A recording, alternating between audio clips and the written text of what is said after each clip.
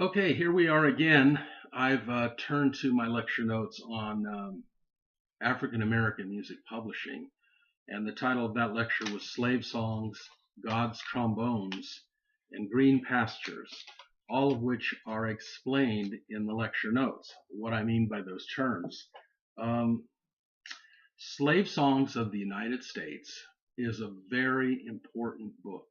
It is the first book published of African American music, published in 1867, has a very interesting story behind it.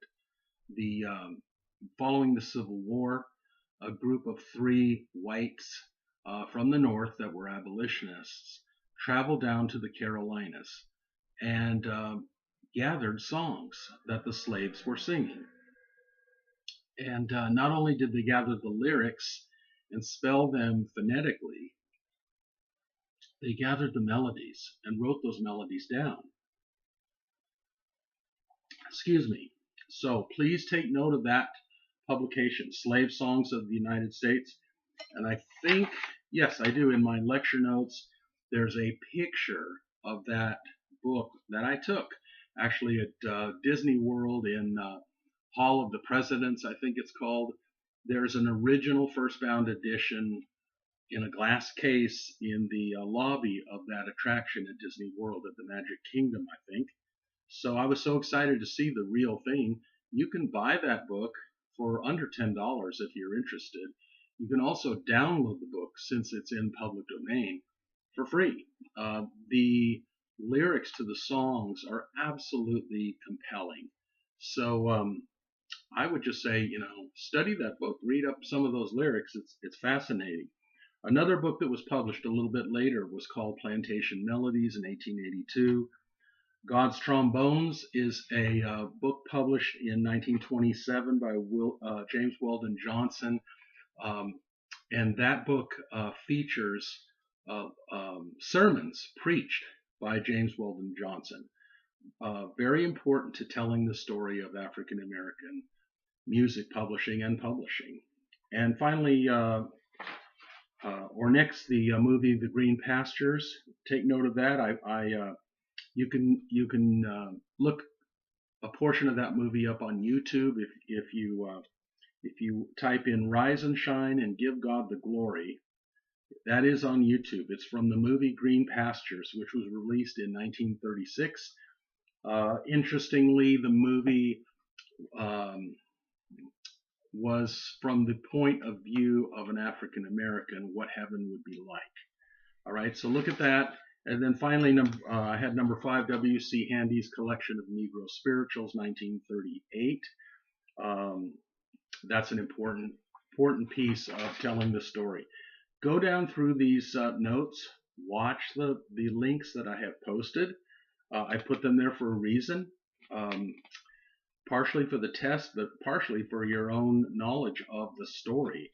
So please read my lecture notes. I'm kind of skimming ahead here. I've got some examples of um, piano music published by early African American music publishers. Now, interestingly, African American music publishing was sort of parallel to Tin Pan Alley in the 20s, 30s, and 40s in New York City. The black music had its own publishing companies, basically, is what I'm saying. Some African American music publishers published through the more traditional publishers in New York City in Tin Pan Alley, but more often than not, they sort of ran parallel and did their own thing. Some of those early African American music publishers I've listed here in the lecture notes. Gothematics music publishers, Perry Bradford, Pace Handy, Clarence Williams. So check these folks out. All right, they're, like I said, they're there for a reason. W.C. Handy, an amazing musician and writer in African American music. Notable artists I didn't talk about because I didn't see you, but there were some great artists during this period.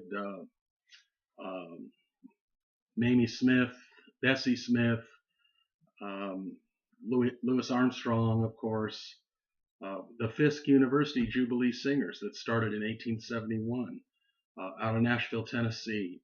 An amazing story. Watch that on YouTube. I then jumped into the beginnings of Motown music, 1959, originally called Tamla music.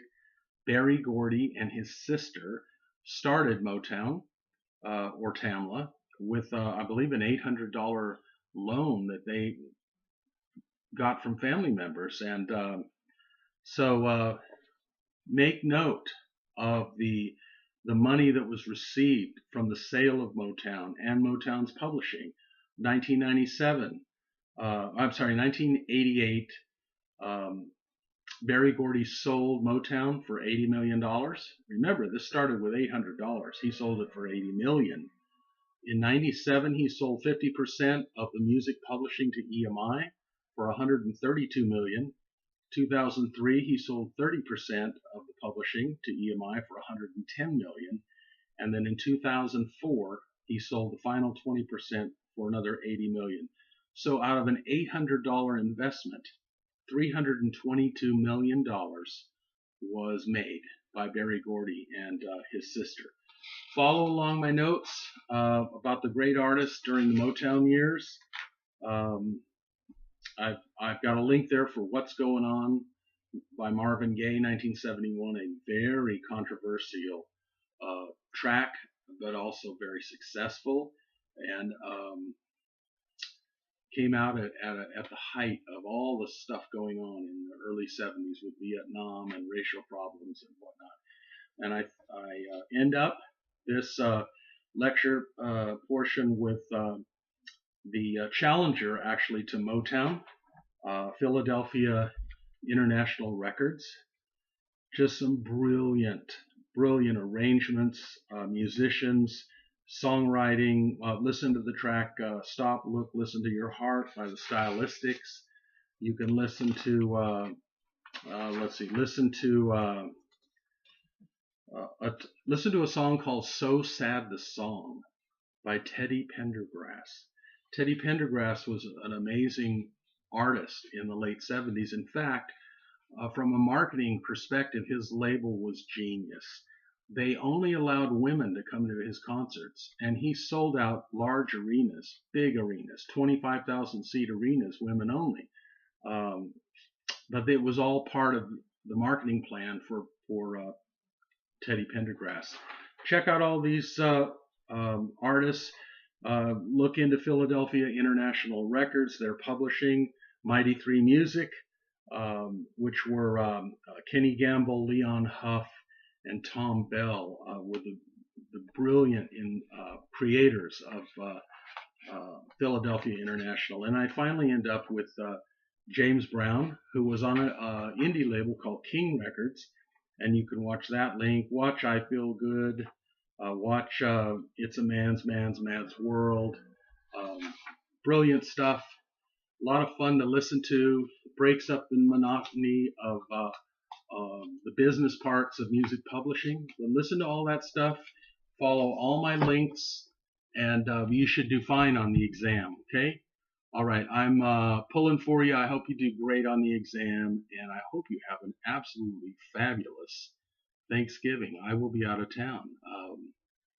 We're going down to Disney World, which isn't that far of a drive actually from Nashville. So I'm excited for that, and I will talk to you soon. All right. Thank you.